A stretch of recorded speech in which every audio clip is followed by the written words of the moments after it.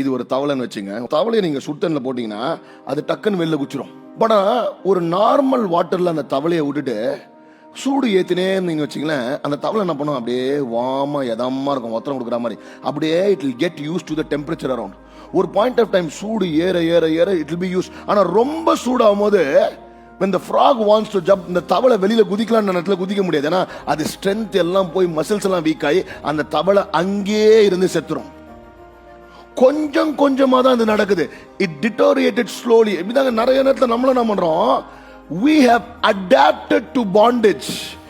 நிறைய நேரத்தில் இந்த மாதிரி பிரச்சனைகளுக்கும் வியாதிக்கும் வேதனைக்கும் இந்த நெகட்டிவிட்டிக்கும் நம்ம என்ன பண்றோம், ஊறி ஊறி ஊறி ஊறி உடனே நடக்கல.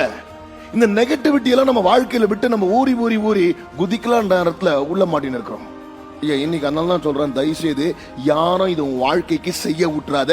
ஜம்ப் பண்ணனா உடனே ஜம்ப் பண்ணு. பக்கத்துல சொல்லு, உடனே ஜம்ப் பண்ணு.